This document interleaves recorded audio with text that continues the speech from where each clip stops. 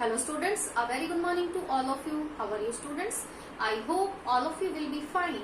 So students, after completing this chapter gravitation in our last class, हमने अपनी last class में इस chapter को complete किया था.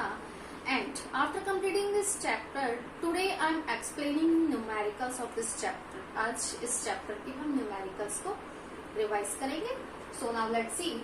Question number 3 from exercise. What is the magnitude of gravitational force? We have to find the magnitude of gravitational force between the earth and 1 kilogram object on its surface. हमें अर्थ और object के बीच में लगने वाले gravitational force की amount को find करना है. In this question we have to find the gravitational force between the earth and the object. Earth और ऑब्जेक्ट के बीच में लगने वाले ग्रेविटेशनल फोर्स की अमाउंट हमें कैलकुलेट करनी है. So students, as you know that universe में हर एक ऑब्जेक्ट दूसरी ऑब्जेक्ट को अपनी तरफ अट्रैक्ट करती है, और जिस फोर्स से एक ऑब्जेक्ट दूसरी ऑब्जेक्ट को अपनी तरफ अट्रैक्ट करती है हम उसे कहते हैं gravitational force. And in this question we have to find earth और ऑब्जेक्ट के बीच में लगने वाले ग्रेविटेशनल फोर्स की अमाउंट को हमें फाइंड करना है. So, by using the universal law of gravitation, हमने ये फॉर्मूला फाइंड किया था. The gravitational force equals to G. G stand for universal gravitational constant, and M1 product of. And according to universal law of gravitation, F equals to G M1 multiplied by M2 upon D square. Mass of first object and mass of second object. जिन दो object के बीच में हमें gravitational force की amount calculate करनी है, उन दोनों ऑब्जेक्ट के मासेस का product. So M1 is stand for mass of the earth and M2 is stand for mass of this object. So firstly we are going to write all given values. जो भी given values हैं हम उन्हें right करेंगे. Mass of Earth. In this question, mass of Earth is M1. In this question, the mass of Earth is given here, but you have to learn the mass of Earth, the radius of Earth, the mass of Moon, the radius of Moon, gravity of Earth, gravity of Moon, all the values and universal gravitation constant. In all values को आपको learn करना है. So mass of Earth M1 is 6 into 10 to the power 24 kilogram, and M2 stand for mass of object. Mass of object is M2. M2, the mass of object is given here 1 kilogram. And as you know that what is the value of universal gravitational constant? Universal gravitational constant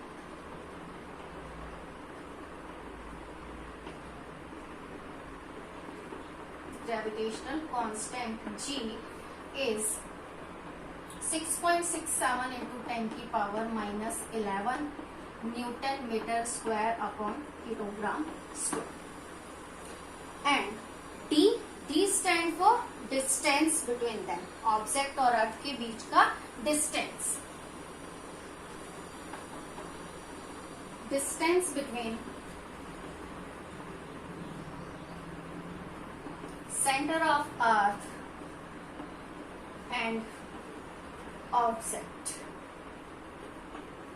In this question में given है object 1 kilogram object on its surface. object कहाँ है? suppose that ये हमारी अर्थ है और अर्थ के ऊपर यहाँ कोई ऑब्जेक्ट रखी हुई है on the surface of earth. So the distance between center of earth, अर्थ के सेंटर से उस ऑब्जेक्ट के बीच की जो डिस्टेंस होगी वो इक्वल होगी रेडियस ऑफ द अर्थ के.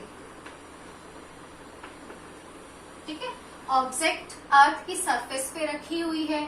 सो अर्थ की सरफेस से सेंटर के बीच का जो डिस्टेंस है, ये डिस्टेंस हो गया ऑब्जेक्ट और अर्थ के बीच का डिस्टेंस. और ये डिस्टेंस इक्वल हो गया रेडियस ऑफ द अर्थ की इक्वल हो गया। And as you know that what is the radius of earth, 6.4 into 10 की पावर 6 मीटर, ये है रेडियस ऑफ अर्थ। अब इन ऑल गिवन वैल्यूज को हम इस फॉर्मूले में पुट कर देंगे। F equals to G 6.67 into 10 की power -11, M1 mass of the earth 6 into 10 की power 24, M2 radius of mass of object 1 upon D। अब इस क्वेश्चन में D क्या है, रेडियस ऑफ द अर्थ है, तो हम यहाँ पे राइट करेंगे R स्क्वायर। हम यहाँ पे R स्क्वायर भी मेंशन कर सकते हैं क्योंकि distance between the centre of the earth and object is equals to radius of the earth. So radius R square, radius of the earth is 6.4 into 10 की power 6 की whole square. And after calculating them the force is 9.8 Newton.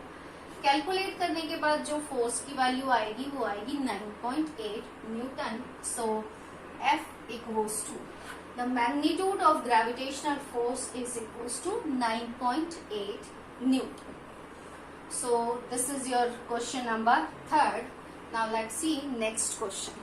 So dear students, our next question is question number 13, exercise का question number 13. A ball is thrown vertically upward with a velocity of 49 meter per second. कोई ball है, उसे vertically upward direction में throw किया गया है और उस बॉल की वेलोसिटी है 49 metre per second and we have to calculate the maximum height to which it rise. कोई बॉल अगर वर्टिकली अपवर्ड डायरेक्शन में थ्रो की गई है तो वो बॉल किस हाइट तक राइज होगी, वो बॉल वर्टिकली अपवर्ड डायरेक्शन में किस हाइट तक जाएगी। We have to find the maximum height, जिस हाइट तक वो बॉल जा सकती है। And second, the total time it's take to return on the surface of earth. वो टोटल टाइमिंग कैलकुलेट करनी है जिस टाइमिंग में वो बॉल वर्टिकली अपवर्ड जाने के बाद वापस फिर से अर्थ सरफेस पर आती है। So now let's C solution. Firstly हम ऑल गिवन वैल्यूज को यहाँ राइट करेंगे। Initial velocity is given here, initial velocity which is denoted by u. u is given here 49 meter per second. And final velocity v, which is denoted by v. As you know that किसी object को, ball को vertically upward direction में जब throw किया तो एक height पे जाने के बाद अब वो बॉल क्या होगी, स्टॉप होगी और वो वापस फिर से अर्थ सरफेस की तरफ मूव करेगी। तो मैक्सिमम हाइट पे जाने के बाद उसकी जो फाइनल वेलोसिटी होगी वो होगी 0। Why? Because ball stop at the top. So final velocity is 0 and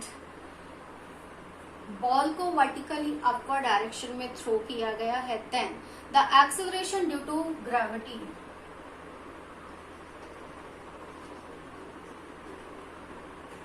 acceleration due to gravity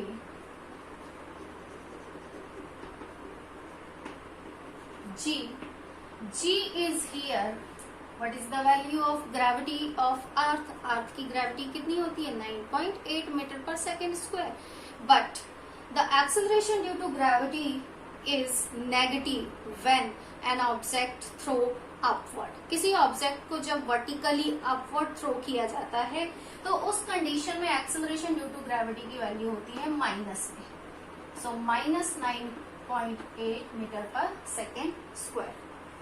okay, किसी भी ऑब्जेक्ट को अगर वर्टिकली अपवर्ड डायरेक्शन में हम थ्रो करेंगे तो एक्सेलरेशन ड्यू टू ग्रेविटी की वैल्यू नेगेटिव होगी। अगर किसी ऑब्जेक्ट को वर्टिकली हम डाउनवर्ड फॉल करेंगे तो उस केस में एक्सेलरेशन ड्यू टू ग्रेविटी की वैल्यू पॉजिटिव होगी। अब यहाँ बॉल को अपवर्ड डायरेक्शन में थ्रो किया गया है, then the acceleration due to gravity की वैल्यू नेगेटिव लेंगे हम।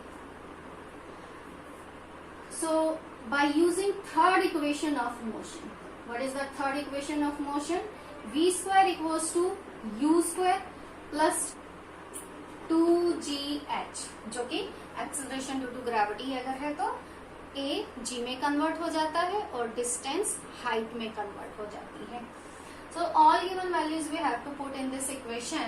V is 0, U is square 49 की square, 2 multiply by acceleration due to gravity की वैल्यू -9.8 और हाइट हमें कैलकुलेट करनी है.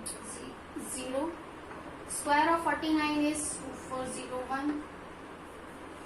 2 multiply by -9.8 minus 19.6 multiply h. So 19.6 h is equals to 2401 and height is equals to 2401 divided by 19.6 and that will be 122.5 meter. Maximum height किसी ball को अगर हमने vertically upper direction में throw किया है तो इन दिस कंडीशन बॉल की जो मैक्सिमम हाइट होगी वो होगी 122.5 मीटर. अब सेकंड केस में हमें first maximum height, that is the maximum height of the ball, ये बॉल की मैक्सिमम हाइट. सेकंड कंडीशन है हमें टोटल टाइम फाइंड करना है. हमें total time it takes to return to the surface of earth. Return to the surface of earth की timing find करने से पहले हम ये टाइमिंग फाइंड करेंगे कि इस हाइट पर पहुंचने के लिए बॉल ने कितना टाइमिंग लिया है. ठीक है. So by using first equation of motion, second part total timing find करना है हमें. First equation is v equals to u plus gt. v is 0, u equals to 49, the value of initial velocity is 49, g is acceleration due to gravity is -9.8 multiply by time. So 9.8 t equals to 49, t equals to 49 upon 9.8 and that will become 5 seconds. So ball को maximum height तक जाने में जो time लगा वो है 5 second. Then the total time it takes to return to the surface of earth.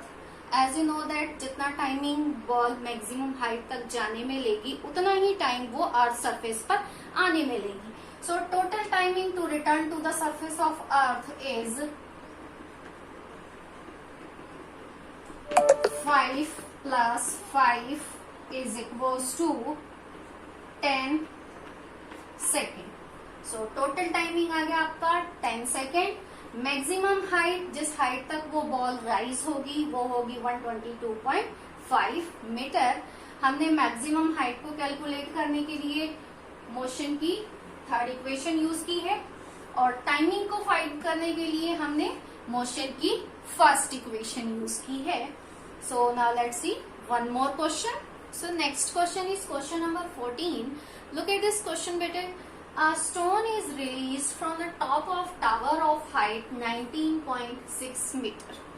19.6 metre की height से किसी टावर से किसी स्टोन को रिलीज किया गया है. Then we have to calculate the final velocity just before touching the ground. In this question we have to find the final velocity of the stone. हमें उस स्टोन की फाइनल वेलोसिटी को calculate करना है. So now let's see the solution.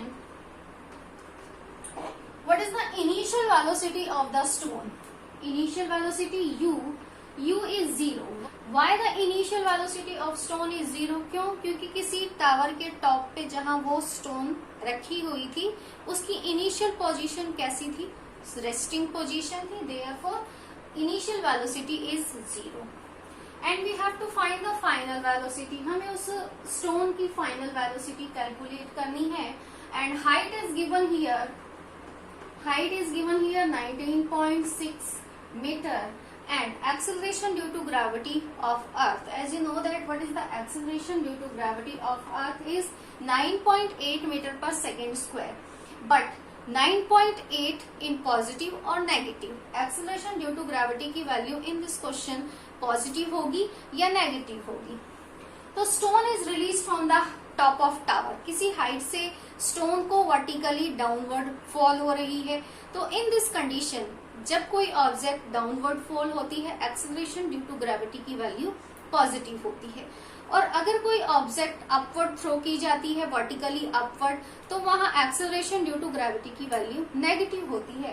And in this question stone को किसी height से downward direction में वर्टिकली डाउनवर्ड रिलीज किया जा रहा है, then the acceleration due to gravity of earth is positive and that is 9.8 meter per second square. And we have to calculate the final velocity by using third equation of motion for freely falling object. Freely falling object means under the gravitational force. V square equals to U square plus 2gh. Freely falling object के लिए motion की third equation है V square equals to U square plus 2gh. यहाँ A convert हो जाती है acceleration due to gravity G में, और डिस्टेंस s कन्वर्ट हो जाती है हाइट में h। तो ये मोशन की थर्ड इक्वेशन हो गई फॉर फ्रीली फॉलिंग ऑब्जेक्ट के लिए। एंड ऑन गिवन वैल्यूज को हम इस इक्वेशन में पुट कर देंगे। v square we have to find the v square, u square is 0, 2 acceleration due to gravity g is 9.8 multiply by h is given here 19.6. So V square equals to 2 multiply by 9.8, 19.6 multiply by 19.6, and V square equals to 19.6, the whole square of 19.6, and then V equals to 19.6 meter per second. That is the final velocity of the stone. ये हो गई आपकी final velocity stone के लिए। So students, question number 15 and question number 16.